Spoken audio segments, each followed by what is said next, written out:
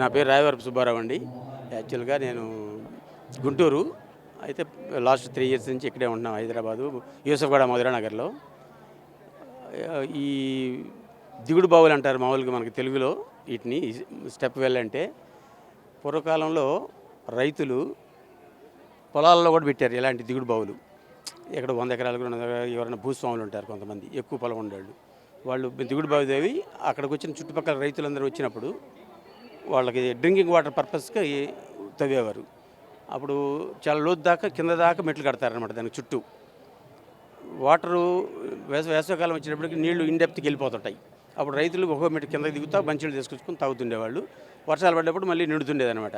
తగ్గే కొంది కింద అన్ని మెట్లు కింద దాకా ఉంటాయి. అది దాన్ని దిగుడు బావి అంటారు. అట్టకి పూర్వకాలంలో ఇక్కడ ఈ బన్సిలాల్పేటలో కూడా తవ్వి ఉంటారు.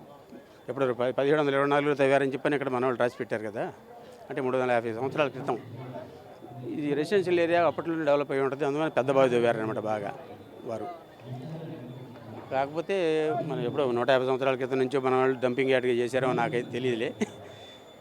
ఇప్పటికైనా ప్రభుత్వం మేల్కొని వీళ్ళ చుట్టుపక్కల ఈ పరిసరాలు ఉన్న జనాలతో వాళ్ళ సహకారంతో ఆ డంపింగ్ యార్డ్ నుంచి తీసేసి దాన్ని పునరుద్ధరించి టూరిస్ట్ ప్లేస్గా డెవలప్ చేయడం అనేది చాలా ముదాహం అనమాట.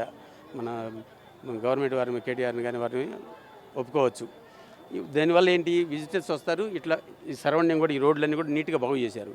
అయితే ఈ బావి చుట్టూ ఉన్న ఈ పురజనులు కూడా దీన్ని ఇలాగే నీట్గా మెయింటైన్ చేసేటట్టుగా ఉండాలి. చుట్టూ CC కెమెరాలు పెట్టి ఏదన్నా డస్ట్ వేసే వాళ్ళకి పెనాల్టీ కూడా విధించాలన్నమాట.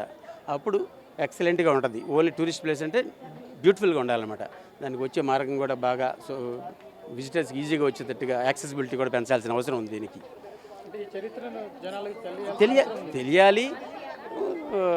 భావితరాలుగా పిల్లలకు కూడా ఇప్పుడున్న పిల్లలకి తెలియదు దిగుడు బావులు అంటే ఏంటో. ఇలాంటివి చూస్తారు. ఓహో, పూర్వకాలంలో వాటర్ స్కేర్సిటీ ఉన్నప్పుడు ఇలా బావులు తవ్వించేవాళ్ళు కావాలని చెప్పని. ఇప్పుడంటే నాగరికత పెరిగి అనేకమైనవి వచ్చినాయి. మన కరెంట్ వచ్చి మోటార్లు, కాలువలు, చెరువులు అవన్నీ. పూర్వకాలంలో అట్టగే మరి. మనకి శ్రీకృష్ణదేవరాయలు గారి భార్య ప్రకాశం జిల్లాలో కంభం చెరువు అంటారు.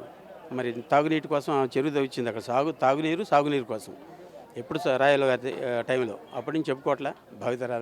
భవిష్యత్ తరాలు కూడా ఇవన్నీ మార్గదర్శకంగా ఉంటాయి అన్నమాట. Okay, thank you. చాలా బాగుంది.